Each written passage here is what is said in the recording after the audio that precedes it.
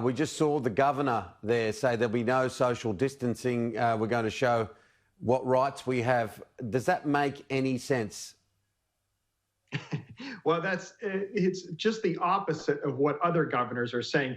Even Republican governors who are aligned with the president in Texas, for example, the governor there, as I think one of your spots earlier said, is now requiring masks to be worn there.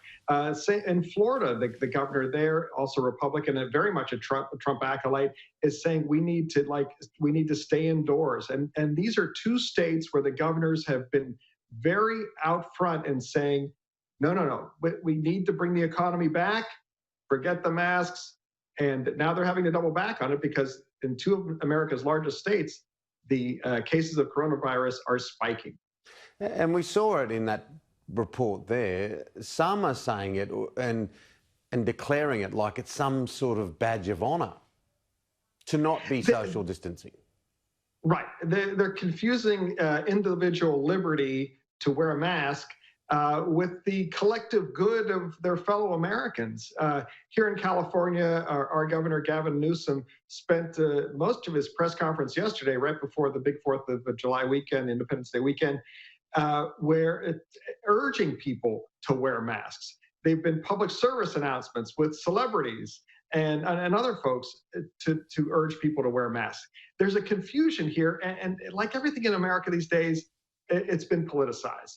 Either you're on one side or the other, and even the coronavirus, the spread of a fatal disease is being politicized. 55,000 new cases, obviously an unwanted milestone. 37 of the 50 states with rising numbers. And Dr. Fauci said the other day that we could be seeing 100,000 cases a day if we don't corral it. This is a key weekend because traditionally in America, this is a weekend where we go to the beach, we hang out with our friends and family. There's parades, massive things. All those things have been canceled for the most part, except in the South Dakota, as you saw. So this is really going to be a test for many Americans because we're, like Australians, we're social creatures. We want to hang out with each other. We want to celebrate. This is a big holiday weekend. And it's going to be very telling to see if Americans are going to be able to do it. Here in California, the beaches are closed. We can't even go to the beach. You mentioned Dr. Anthony Fauci. He's one of the great medical minds of the world, nearly 80 years of age. But we're seeing him more agitated, annoyed, frustrated, dismayed every time you see him on television. Well, he has been, he's had to do the Lord's work here in trying to both be out front on this issue and leverage his expertise and stay employed because he doesn't want to be sidelined by the president who doesn't agree with him on many cases. So he has had to really walk a very difficult political line in appeasing both of those tasks.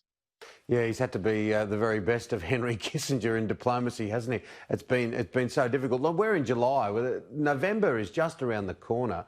Where are the polls at?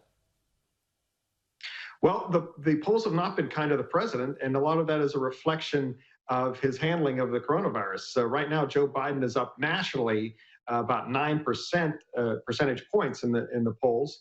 Now, remember, in America, you can win the popular vote, and you still can't be president. Just ask Hillary Clinton. But in the key battle, we seem to be having a bit of a problem. Biden is up. It's about 5 points in each one.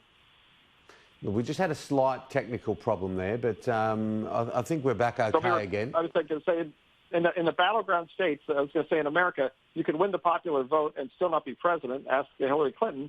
But in the battleground states, Biden is up 5 points in the ones that will be key to dividing the election. So he's ahead. And remember, Joe Biden's idea of a campaign, for the most part, is to stay in his basement and sort of respond and be very low key. So far, that's working for him. Just staying the middle ground, not saying too much. There has been some positive news in and around jobs and economic news during the week. Yes, there was a better than expected jobs report this week as people were starting to go back to work. Still about 11% unemployment nationally, which is triple, almost triple, more than triple than it was at the beginning of this. But people are inching back to work. But they're here in the Bay Area and San Francisco and Oakland, people are still very fearful of being on public transportation, for an example. They're only 10% full. So it's a total change of life. And remember, a lot of the people who are going into work are people of color, the people who are doing service jobs. And so and they don't have the luxury of staying home and working from home online. So that's why you're seeing, one reason why you're seeing a lot of the inordinate the number of cases among people of color, Latinos, African-American folks of the coronavirus. It's a fascinating time in the world, obviously, and it's going to not go away anytime soon. So we're going to see a US election in the midst of COVID-19. Like normally this time of year, headlines would be dominated by everyone out on the trail. But how do you see it? How do you perceive it? We're always using these words, uncharted, different, the world wobbling on its axis.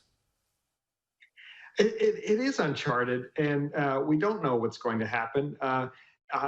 For example, most at this time of year and over the summer months, and certainly by the beginning of September, that's when the door-to-door campaigning begins. Well, there's no door-to-door campaigning because who wants to answer the door to a stranger I want to talk about Joe Biden. I want to talk about Donald Trump. I want to talk about the Senate candidates. So we really don't know. This campaign is largely going to be won or lost online.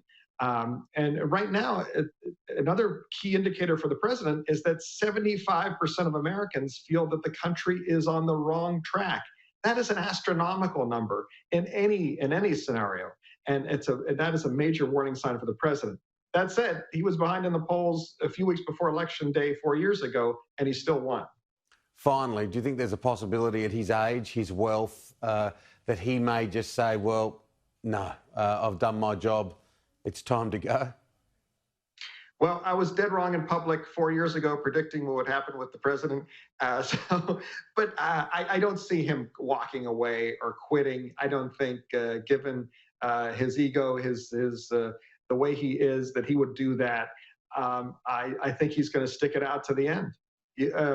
Who knows who he's going to dump along the way? But I think the president's going to be in it till Election Day.